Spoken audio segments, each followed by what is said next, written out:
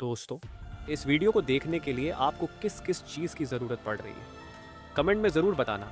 आपने इस वीडियो का टाइटल देखा होगा और अब थोड़ा सोचिए कि जो ब्लड है वो हमारी बॉडी को जीने के लिए कितना ज़रूरी है। ब्लड हमारे बॉडी का एक बेहद ज़रूरी हिस्सा है, जिसे हम रिवर ऑफ लाइफ भी कहते हैं, क्योंकि यह हमारे बॉडी के सभी ऑर्गन्स तक ऑक्सीजन और ज़रूरी पोषक तत्व पहुंचाता है और बॉडी से हार्मफुल वेस्ट निकालता है। ब्लड के बिना हमारा बॉडी सही से काम नहीं कर सकता, क्योंकि यह न सिर्फ हमारे ऑर्गन्स को फीड करता है बल्कि बॉडी के हर काम को सही तरीके से चलाने में मदद करता है। Red blood cells, RBC, white blood cells, WBC, platelets और प्लाज्मा। रेड ब्लड सेल्स का मेन काम बॉडी के डिफरेंट हिस्सों तक ऑक्सीजन पहुंचाना और कार्बन डाइऑक्साइड को बाहर निकालना है। इन सेल्स में हेमोग्लोबिन होता है, जो ऑक्सीजन को बांधकर बॉडी के हर हिस्से तक ले जाता है। वाइट ब्लड सेल्स बॉडी की इम्यूनिटी को मजबूत रखते हैं और इन्फेक्शन से लड़ते हैं, जबकि प्लेटलेट्स ब्लीडिंग रोकने के लिए थक्के बनाते हैं।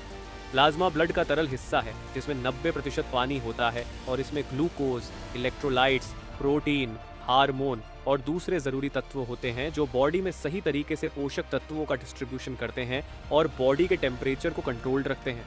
ब्लड ट्रांसफ्यूजन तब ज़रूरी होता है जब बॉडी में ब्लड की कमी हो जाती है, जैसे एक्सीडेंट्स में, ऑपरेशन के दौरान या किसी मेडिकल कंडीशन के कारण।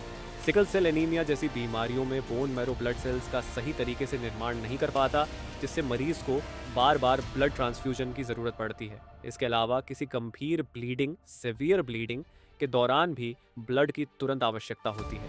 ब्लड ट्रांसफ्यूजन दो प्रकार का होता है: रेड ब्लड सेल ट्रांसफ्यूजन, जो ऑक्सीजन की सप्लाई को सुनिश्चित करता है, और प्लेटलेट ट्रांसफ्यूजन, जो ब्लीडिंग को रोकता है। आजकल वैज्ञानिक आर्टिफिशियल ब्लड बनाने पर काम कर रहे हैं, ताकि ब्लड की कमी को पूरा किया जा सके। आर्टिफिशियल ब्लड का ऑब्जेक्टिव प्राकृतिक ब्लड की तरह ही ऑक्सीजन को बॉडी के ऑर्गन्स तक पहुंचाना है। इसके लिए मुख्यतः दो तकनीकों का इस्तेमाल हो रहा है: PFOC और फ्लोरोकार्बन आधारित ऑक्सीजन कैरियर्स, और HBOC हेमोग्लोबिन आधारित ओ ऑक्सीजन कैरियर्स। PFOC एक रासायनिक यौगिक है जिसमें फ्लोरीन और कार्बन के अणु होते हैं। यह ऑक्सीजन और कार्बन डाइऑक्साइड जैसी गैसों को बांधने में सक्षम है और इसके माध्यम से बॉडी में ऑक्सीजन का परिवहन किया जा सकता है। लेकिन इसके कुछ साइड इफेक्ट्स भी हैं। PFOC ब्लड वाहिकाओं से बाहर निकल सकता है, जिससे किडनी और दूसरे ऑर्गन्स को नुकसान हो सकता है। इसी कारण इसे लंबे समय तक बॉडी में इस्तेमाल के लिए सुरक्षित नहीं माना जाता। दूसरी ओर HBOC, जो हेमोग्लोबिन आधारित है, भी बॉडी में ऑक्सीजन को परिवहन करने का काम करता है, लेकिन यह भी किडनी और अन्य ऑर्गन्स को नुकसान पहुंचा सकता है। इन दोनों तकनीकों को अभी तक FDA से अप्रूवल नहीं मिला है और ये अभी क्लिनिकल ट्रायल्स में है।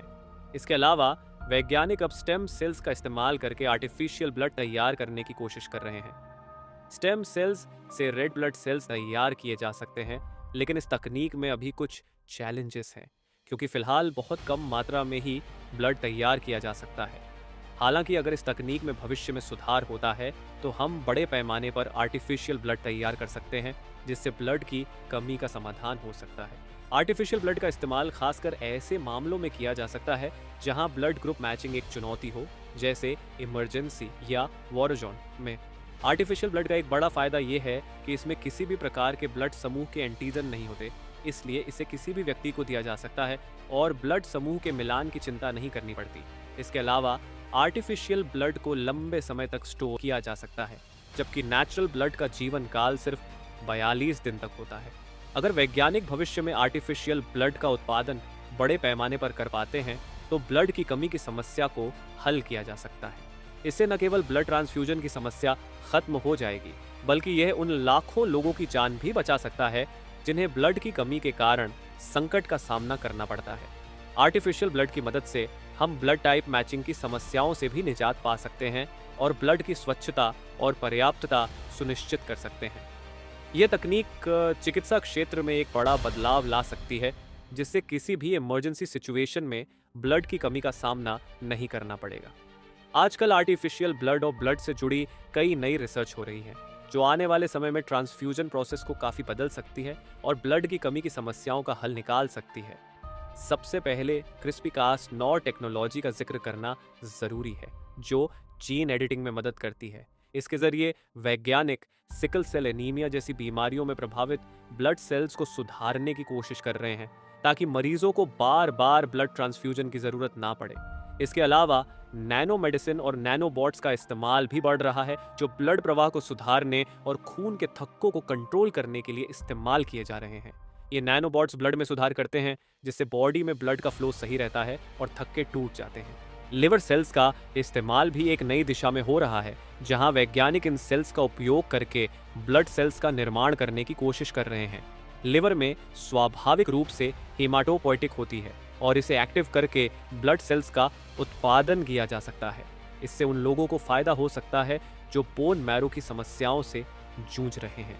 ऑटोमेटेड हीमोग्लोबिन प्रोडक्शन भी एक बड़ा कदम है, जहां सिंथेटिक हीमोग्लोबिन तैयार किया जा रहा है, जो प्राकृतिक हीमोग्लोबिन की तरह बॉडी में ऑक्सीजन ट्रांसपोर्ट करता है। इससे ट्रांसफ्यूजन के दौरान बेहतर रिजल्ट मिल सकते हैं और ब्लड की गुणवत्ता में सुधार हो सकता है।